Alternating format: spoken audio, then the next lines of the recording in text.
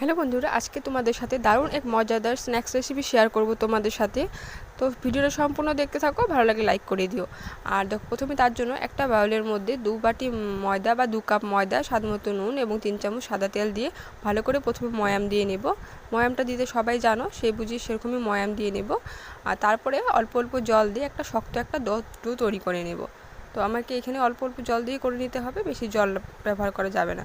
20 থেকে 30 মিনিটের মতন ভেজা রুমাল দিয়ে ঢেকে রেস্টে রেখে দেবো। তার মধ্যে আমরা একটা আলুর পুর তৈরি করে নিয়ে নেব। তার জন্য একটা এখানে বড় সেদ্ধ আলু নিয়েছি, সেটাকে গেটের সাহায্যে গেট করে নেব। এভাবে গেট করলে কি হয়, মিহি থেকে যায়, তো লাম্পস ধরে না, তো প্লেন হয়। তারপরে ওই সেই আলুর মধ্যে স্বাদমতো নুন, লঙ্কার গুঁড়ো, হলুদ গুঁড়ো, চাট মশলা, ধনে গুঁড়ো আর গরম মশলার গুঁড়ো আর 2 চামচ চালের গুঁড়ো দিয়ে দিচ্ছি। তোমরা চাইলে কর্নস্টার্চ দিতে পারো। আর এখানে কসুরি মেথি, ধনেপাতা কুচিও ব্যবহার করা যাবে।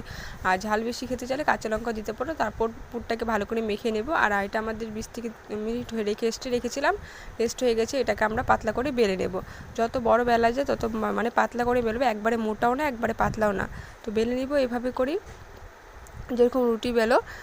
তো একেবারে যে গোল হবে সেটা কোনো প্রয়োজন নেই, এভাবে বেললে হবে। তারপর মাঝখানে একটা ছোট বাটি নিয়েছি, তোমাদের কাছে যেরকম পাত্র থাকে সেই পাত্রটা নিতে পারো। মাঝখানে এরকম একটা দিয়ে নেবে। তারপর আলুর পুরটা ভরে দেবে, পাতলা পাতলা করে রাখতে লাগবে, একবারে মোটা লেয়ার দেওয়া যাবে না, পাতলা লেয়ারটাই পাতলাই রাখবে। তারপর আমি এই প্রসেস মতন করতে থাকো, তাহলে বুঝতে পারো ভিডিওটা সম্পূর্ণ দেখলে। এভাবে প্রথমে চারকোনা শেপ দিয়ে তারপরে হলো এটাকে আমি 16 টুকরা করব। 16 টুকরো এইভাবে করে কেটে কেটে টুকরোগুলো করে নিয়েছি। তারপর মাঝখানটার মধ্যে ভালো করে জল দিয়ে নিতে হবে। তাতে কি হবে, যে আমাদের যেটা বানাচ্ছি সেটা ভালো করে শেপটা দেওয়া হবে। এখানে আমরা দেখো জুম করে অল্প দেখাচ্ছি, দেখতে থাকো, বুঝবে কীভাবে ডিজাইনটা আমি বানিয়েছি। ওই দেখো মাথার দিকে অল্প চ্যাপটা করে অল্প হালকা হাতে টেনে নিব। তারপরে ছোটো ছোটো চিকন চিকন করে রোলস করে নিব। এভাবে রোল করলে কি হবে, ডিজাইনটা ভালো আসবে। ডিজাইনটা কি ভালো লেগেছে কি না বলো। এভাবে করে সমস্তগুলো আমি বানিয়ে নিয়েছি। এবার ভেজে নেব। তার জন্য প্রথমে হাই ফ্লেমে তেলটা গরম করে নিব, তারপরে ফ্লেমটাকে লো করে নেব।